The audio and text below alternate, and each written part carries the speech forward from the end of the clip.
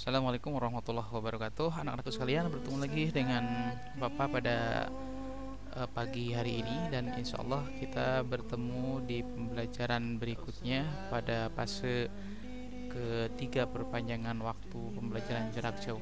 Oke anakku sekalian, mudah-mudahan kalian hari ini dalam keadaan sehat walafiat dan tetap tinggal di rumah.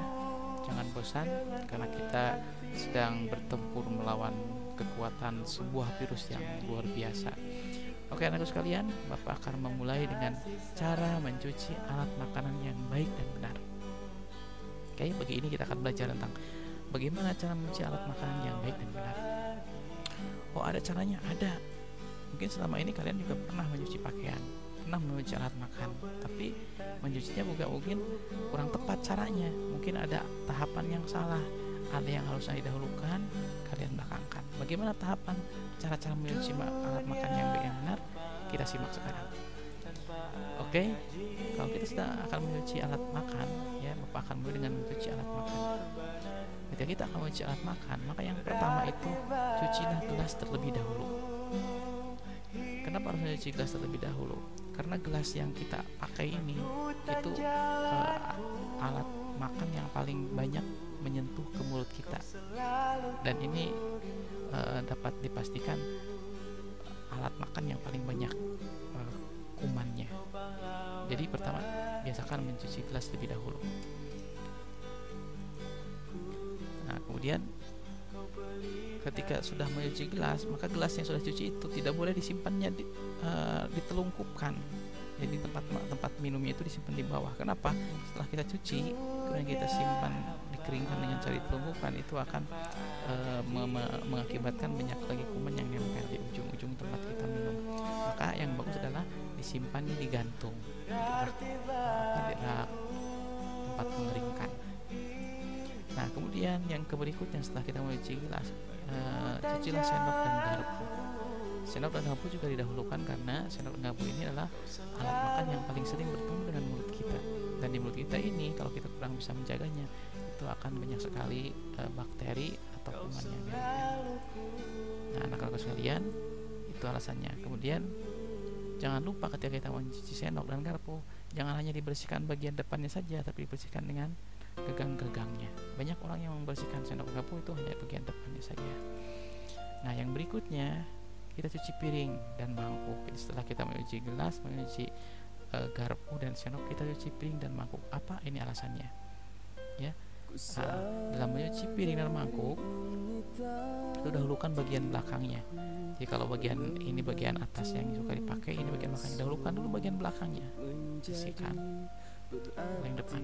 Apalagi membersihkan, setelah pakai sabun dibersihkan, itu yang dibersihkan pertama kali itu bagian belakangnya, jangan depannya. Kenapa?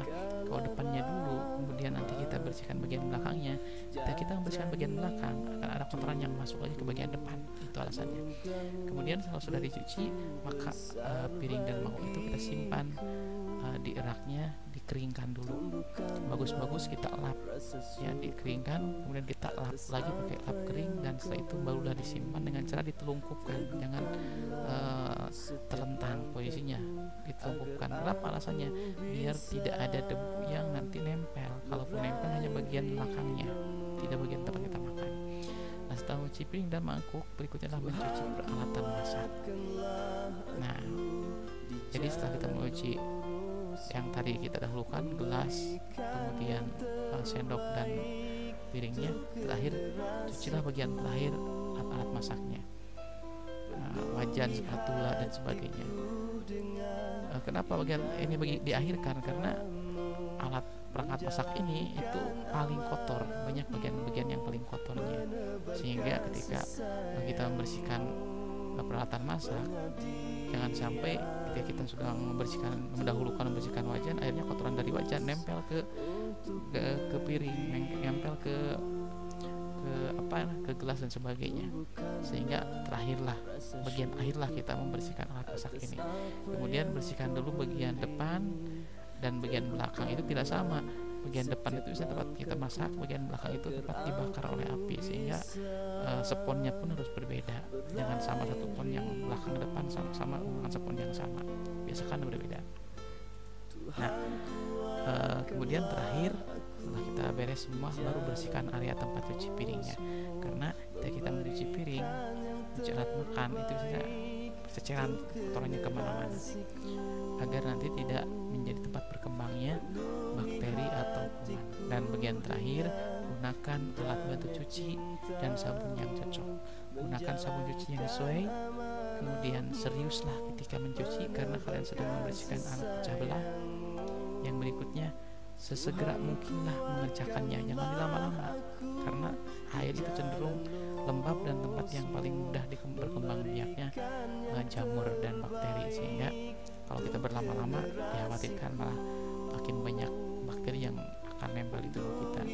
Dan yang paling penting juga, jangan lupa berdoa sebelum dan setelah mencuci. Oke, namun sekalian, itulah tips dari Bapak untuk hari ini tentang bagaimana langkah-langkah mencuci alat makan. Oke, ada pertanyaan?